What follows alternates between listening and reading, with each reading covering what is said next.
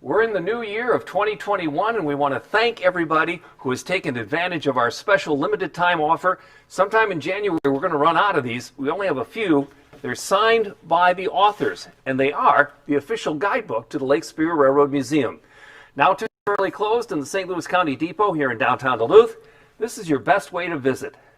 See and learn about every piece in the collection, color pictures, and you can get it free if you go to duluthtrains.com, click on memberships, and become a brand new member of the Lake Superior Railroad Museum. That helps us a lot.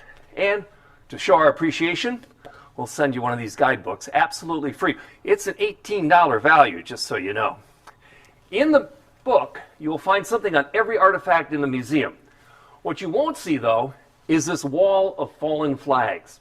This is one of the exhibits in the museum, not in the book, so I thought we'd show it to you today. Fallen flags are railroads that were once strong, vibrant, and then, for different reasons, either combined or went away completely, and they become fallen flags. A lot of railroads merged and combined. You see that best in BNSF today. BNSF today's roots go back to the Great Northern, the Northern Pacific, the SP&S, the CB and Q. And then, of course, the Burlington became Burlington Northern when those merged. And then, of course, they became Burlington Northern Santa Fe when the Santa Fe Railway joined. The Milwaukee Road here, a fallen flag, became part of the Soo Line after it went bankrupt for the, 27th time. Green Bay and Western, now there's my favorite railroad. That's going through central Wisconsin, from Green Bay over to Winona in Minnesota. They're an all Elko line. They don't exist anymore. The tracks are still there, but now they're run by Canadian National. Wisconsin Central, same thing. Part of the Soo Line, now part of CN. This is one of my other favorites, Chicago, St. Paul, Minneapolis, and Omaha.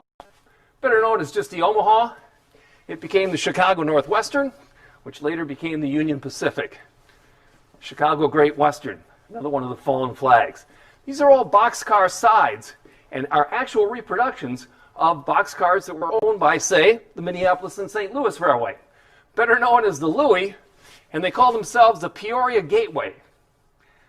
Maybe Peoria wasn't the key. Maybe that's why they're not around anymore. A lot of companies sold advertising on the side of their boxcars. This one from Union Refrigerator Transit Company sold to Montevideo Creamery and Produce Company. You get your butter, eggs, and poultry right there any day of the week. Good advertising. A lot of other fallen flags on this display, put together by our curator emeritus, Tom Gannon, who is a master carpenter, an ingenious developer of ideas, and a great historian of railways. And that's why this fallen flag exhibit is so much fun to look at. The Route of the Rockies on the Rock Island. South Shore and Atlantic, that one went from Duluth Superior actually all the way over to Michigan's Upper Peninsula. It's now a bike and hiking trail. This is an exhibit that's not in our book, but we thought we'd show it to you today. Hope you enjoyed the fallen flags. A look back at railroad history and a look at some of our great exhibits here at the Lake Superior Railroad Museum, which I hope you'll come and see very soon when we are reopened. In the meantime, though, you know what you have to do. You cover your coughs, don't touch your face, wash your hands, keep a social distance. Remember, it's not a task to wear a mask. It's the right thing to do, right, Josh? And always take care of each other.